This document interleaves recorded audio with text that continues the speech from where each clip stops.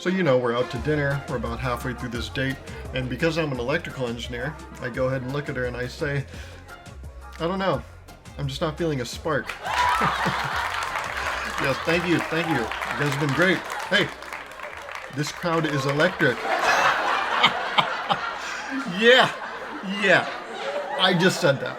You know, even if someone may not be funny, it is still true that everyone has a sense of humor. And depending on who you are, that sense of humor may be different. A younger person may have a more juvenile sense of humor, an older person may have a more refined sense of humor, and if you watch my videos, you have the best sense of humor. And probably not that many friends, so you should get out more. But using this logic, it can only be true that engineers have their own sense of humor. And today we are going to put that theory to the test and read this article from newengineer.com titled 10 Jokes Only Engineers Will Find Funny. Also, before we get started, make sure you like the video and subscribe if you haven't already. And if I see even as little as a smirk on one of you non-engineers' faces, you're gone, okay? No, don't act like you get it, because you don't. Okay? It takes a different brain to get these jokes. For example, joke number 1. A uniform beam walks into a bar. The barman asks, "What would you like, good sir?" The beam replies, just give me a moment. You look so stupid right now. I know, you're not an engineer and you just feel so left out, don't you? You're probably thinking, oh, all these engineers are having so much fun because we get this joke. But guess what? I have no idea what this means. Okay, uniform beam moment meaning. What does this mean? Okay, in solid mechanics, a bending moment is the reaction induced in a structural element when an external force or moment is applied to the element, causing the element to bend. Okay, so the bending moment. That's why, you know, a little double meaning, a little double entendre. I feel like even if I knew what that meant, that wouldn't be funny. You know, it's a pun. I feel like puns never actually elicit genuine laughter. It's kind of an acknowledgement of like, oh, I get it. That's why puns usually get groans. Never laughs. Okay, now knowing this information, let me read this again. A uniform beam walks into a bar. The barman asks, "What would you like, good sir?" The beam replies, just give me a moment. Okay. Sure. Okay, fine. That's okay. I'm okay with that. Does this make me feel like lesser of an engineer? Sure. Yeah, of course. Is my self-esteem at an all-time low? Oh, yeah. No, for sure. Yeah. Because I was supposed to get that. Because I'm an engineer. And if an engineer can't lean into being an engineer as their entire personality, then what do I have? Huh? What else do I have to work with? If I can't be an engineer fully, then what do I do here? What, do I have genuine hobbies or interests? No, I can't do that. I need this. This is all I have. I fucked it. I fucked it, man. This is unbelievable. Sorry. Just give me a moment.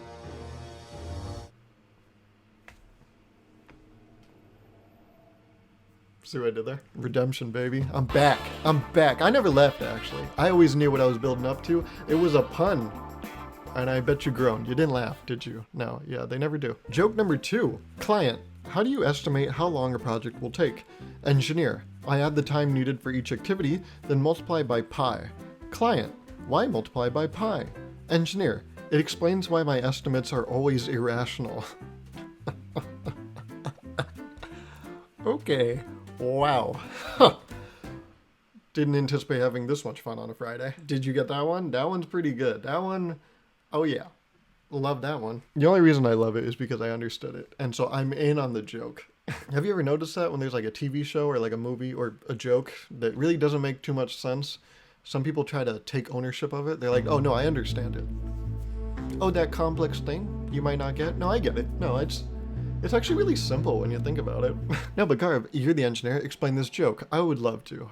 Sure. For you simple-minded idiots, I would love to do that for you. So irrational numbers are numbers that can't be expressed as a fraction using whole integers. For example, 7/3. 7 and 3, those are both whole integers. There's no decimal places. But pi is 3.14 and then a bunch of shit. And there's no whole number fraction that equals pi. You can probably get pretty close, but nothing equals exactly pi. And pi is an irrational number, which, you get it? You see where I'm going with this? Yeah, but I got that right off the cuff because I'm an engineer. Different vibe, different brain. It's okay. If you know, you know. It's the classic saying. If you know, you know.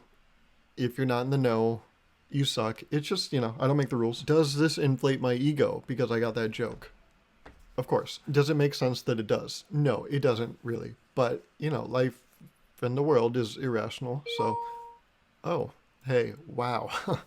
This guy's on a roll. Yeah, I didn't even think about that one. It just came to me in a dream called real life. Yeah, a lot of people's lives are nightmares, but mine's just kind of a dream because anything I can imagine happens because I'm an engineer.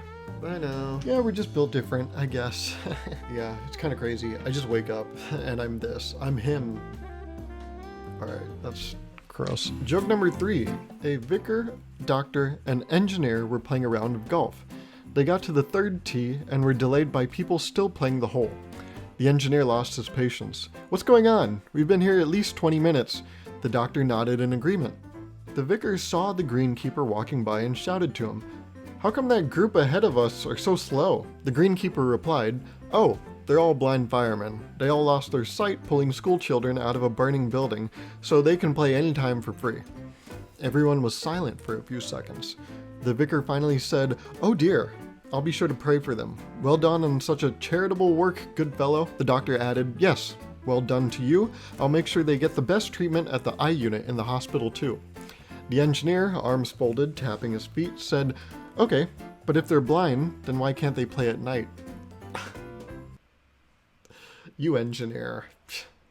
You goof. You rationally minded knucklehead. Always solving problems. Look at you. Is the golf course closed at night so that doesn't make sense? Of course, but no, you didn't consider that because you're just a problem solver, aren't you? See, as an engineer, we only solve problems with perfect conditions. So the engineer's condition was that, oh, this golf course is open at all times of the day.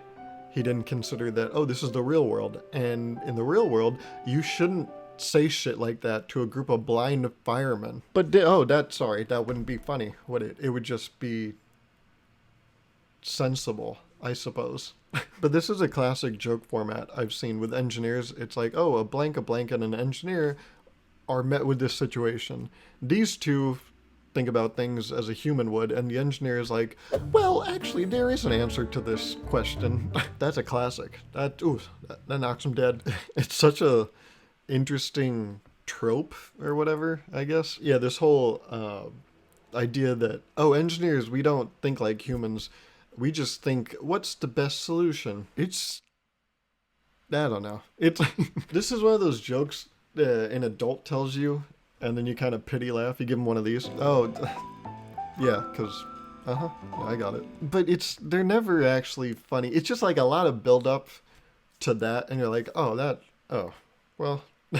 See, if someone was to tell me this joke, my engineering response would be, wow, that was a lot of build-up for not much payoff. Is there a way we can make this more productive? Yeah, maybe we could figure out a way to use less words to get the same pity laugh. I just feel like the word economy is not there. A lot of work for not much product, huh? I feel like we can make this more efficient. Joke number 4. A mathematician, oh, here we go. More of this. A mathematician, physicist, and engineer are all trying to find the volume of a yellow bouncy ball. The mathematician gets his calipers out and measures the diameter, then evaluates the integral. The physicist fetches a bowl of water, drops the ball in, and measures the displacement. The engineer strolls up with book in hand, checks for a serial number, and looks up the volume in his yellow bouncy ball table. Oh, you engineer. You...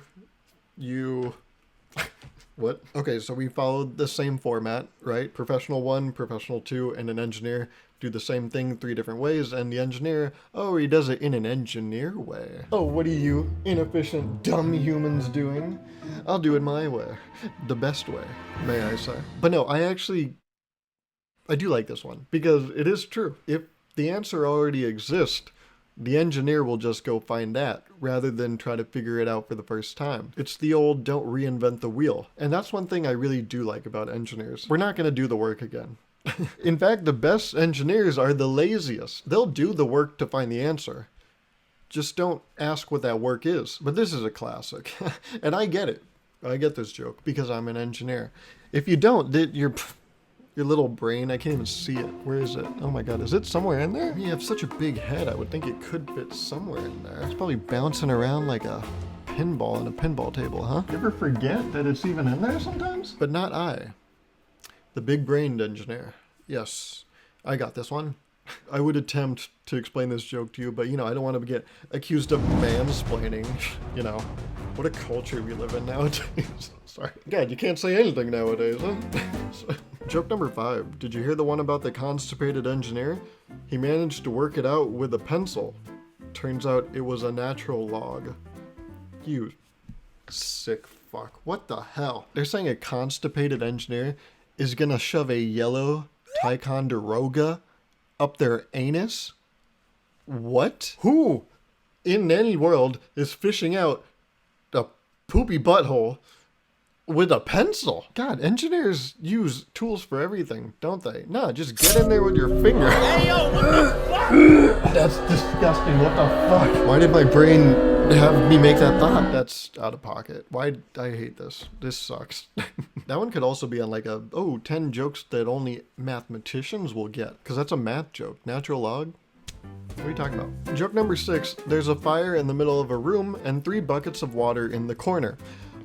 God, another one of these, isn't it? A physicist walks in, takes a bucket of water, pours it around the fire, and waits for the fire to put itself out. An engineer walks in and pours a bucket on the fire. It doesn't go out, and so he goes off to check the fire safety standards. A mathematician walks in, looks at the fire and the remaining bucket of water, convinces himself there's a solution, and walks out. I don't like these. I don't like these, man. I don't even know what the joke was. Can I read that again? Okay, so it's just 3 different professionals, right? Doing things 3 different ways.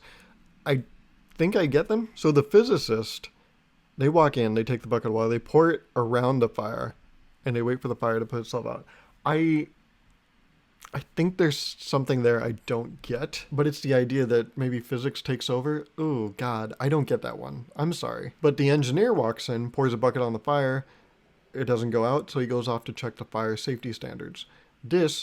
Okay, I think I can explain this one. The engineer will do what they need to do, and when it doesn't work, they check the rules and be like, okay, well, let's see if I at least did what I needed to do in that situation. Like, as long as I did the thing, I did my job. Now it's someone else's problem. Is that what that is? I don't know. And then the mathematician one, I do get that one. They look at the fire, the remaining bucket of water, convince themselves, oh, there's a solution. Yeah, you just pour the bucket of water on the fire. They do everything in theory. They don't actually do anything.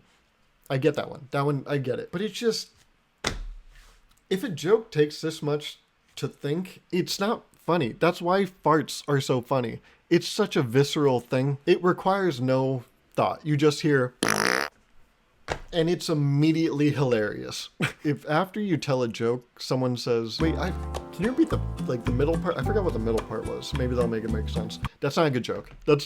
It's just confusing. It's not fun. It's not fun. And that's where engineers fall short, right? Because an engineer will read this joke and they'll be like, oh, I get it, so it's funny. No, it's not. You don't know. If it only theoretically is funny, and it's not funny in practice, that's a downfall of ours. I talked about this in a past video. We make a theoretically dope thing, but then it doesn't have broad appeal. And so we blame the broad audience, and we're like, well, no, you guys are idiots, because I get it. It's your fault that it's not good, okay? Because it's good. Because I said it was. I said it is. It is good. And you're going to like it. But it's not. It's bad. And I swear to God, if we see one more of these, like 3 profession jokes, I'm going to scream. A chemist, a physicist. No, come on. What the fuck, dude?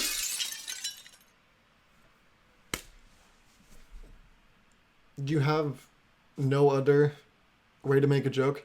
This is actually very classic engineer, isn't it? We have a formula to write a joke, and the guidelines just say, yeah, use the formula to make joke. Just keep doing that. Why would I think of a new way to make a joke? There's already a formula. I'll just follow that and then I get joke, right?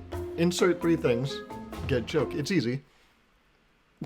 All right, well, a chemist, a physicist, and an engineer are sailing out at sea. The boat sinks and they're marooned on a desert island. Luckily, they have a bag with a can of food in it, but no tin opener. The chemist tries to open the can first by trying to erode it. No luck. The physicist takes off his glasses and focuses the sunlight on the can to try and burn the lid off. No joy. Finally, the engineer shouts, "Hold on, I've got an idea. Let's assume the can is open." Let's assume I don't want to throw up right now. I don't. What do you guys do on Fridays, huh? What do you do to have fun? Because obviously this isn't working out. Well, okay. For all you non-engineers, the joke here is that the engineer, a lot of times when we have problems, we usually have an assumption. It's like, well, assume all variables are ideal. It's kind of what I talked about earlier. I think this is even a joke, right? Yeah, it's called the spherical cow. The spherical cow is a humorous metaphor for highly simplified scientific methods of complex phenomena. Originating in theoretical physics, the metaphor refers to physicists' tendency to reduce a problem to the simplest form imaginable in order to make calculations more feasible, even if the simplification hinders the model's application to reality. This joke is told in many variations, but one example is a physicist who said he could predict the winner of any race, provided it involved spherical horses moving through a vacuum. Yeah, I think actually the example I heard was spherical cow moving through a frictionless vacuum. And that's a classic that engineers can relate to, actually. The whole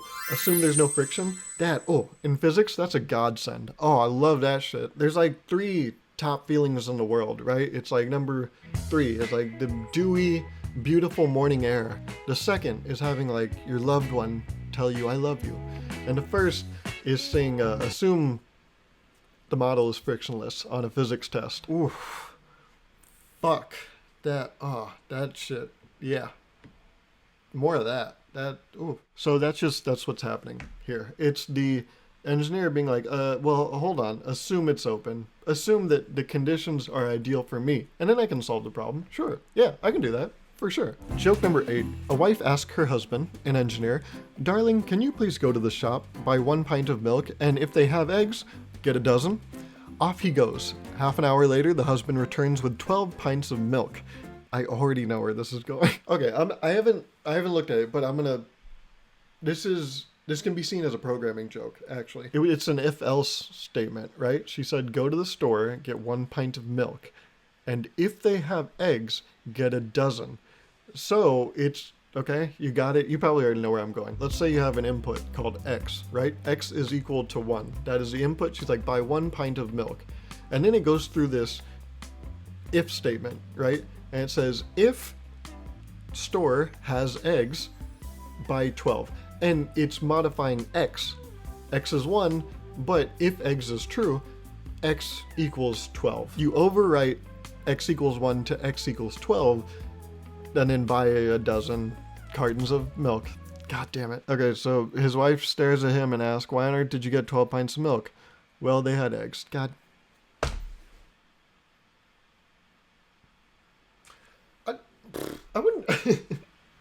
That one's the closest to being a joke. But I wouldn't even call these jokes. These are just like engineering riddles, right? You just gotta like try to figure them out. And then once you figure them out, you're like, oh, okay, yeah, I get that because I have this very esoteric knowledge and the cranium could do. But to call them jokes? Yeah, that's bold. That is a bold claim, my man. Joke number 9. What's the main difference between mechanical and civil engineers? Mechanical engineers build weapons. Civil engineers build targets.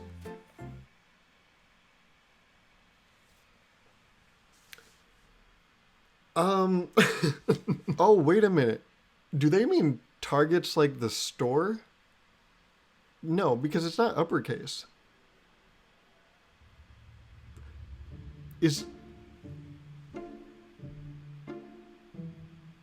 this a joke? Is this a joke about...